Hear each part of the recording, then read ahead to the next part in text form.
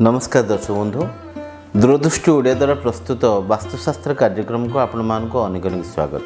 दर्शक बंधु आज आम आलोचना करबा वास्तुशास्त्र रे घरर वास्तु दोषरु आम किभरी भाव रक्षा प्राप्ति हेबा या तो बंधु वास्तु दोष अछि बोले आम केमिति जानिबा। प्रथमतः जदि आम विचार करबा प्रत्येक मनुष्यर चिंता थाए गोटे उत्तम वास्तुर जोटा कि बासगृह एवं वास्तु अनुसार सूत्र को जोटा कि मानि चलुथिबा जोटा घरटी दरकार उत्तम बाड़ी बगीचा एवं उत्तम जोटा कि एयर वेंटिलेशन सहित जल आलोक एवं पानी ए सबुर सुविधा थिबा दरकार।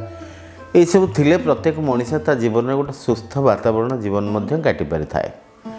किंतु बेले बेले कौन हुई ए सब थाई मध्य भी घर भितर में शांति चली पारेनी। यार कारण है बंधु मु आपन को गत अध्याय गोटे एपिसोड रे कही जे आपण वास्तु सूत्र अनुसार घर करिसेंती एवं नियम कानून मानिसेंती एवं घर को उत्तम ठाकुरंकर आचरण विधि मुताबक मध्य करिसेंती पूजा पार्वण करिसेंती फिर भी आपण को जीवन रे किछि ना किछि वास्तु दोष रही जाय। काहेकि ना बंधु आपण सिना सबुरी क्षेत्र रे आपणकर जोटा कि वास्तु नियम कानून सब को मानिसेंती हेले घर तैयारी कला बेले लगेइथिबा बाली गोड़ी पत्थर नियम कानून कोन आपण मानिसेंती। आपण जो बाली आनी से बाली रे आपणकर जोटा कि मला कुकुर पड़ी नथिबे कुकुर हाड़ मिसी नथबो छोट शिशु मान को पोता ही नथिबे एवं विधवा स्त्री लोक चूड़ी भांगी सेठारे पकई नथिबे यार किसी ग्यारंटी आपण दे परिबे।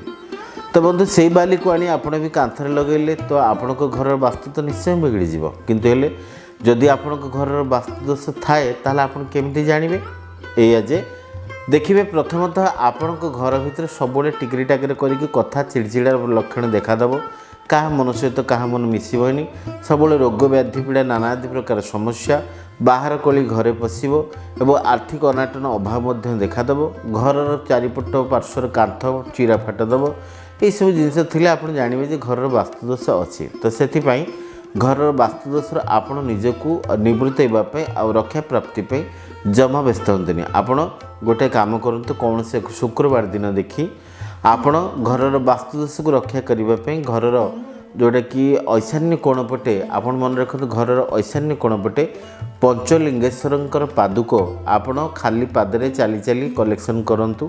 5टी लिंगंकर पादुक गोटे घड़ी भितर जोटा कि रखी सालुकना रे बांधंतु गोटे ईशान्य कोण पटे गोटे बाउंशटी पोती आपण से घड़ीटी को बांधी दियंतु। देखिए जदि आपणकर ईशान्य कोण पटे जगह ना बाउंश पोते ताले छात उपर ईशान्य कोण रे मध्य आपण बांधी पारिबे।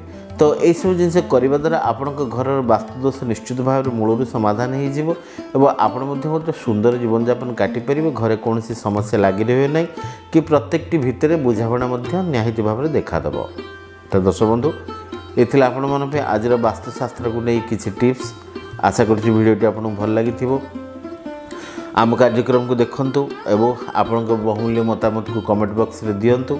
चैनल को दूरदृष्टि ओडिया को सब्सक्राइब करंतु एवं भिडियोटी शेयर करने जमा भूलें। कार्यक्रम को ये रखुच्छी विदाय नौची। जय जगन्नाथ।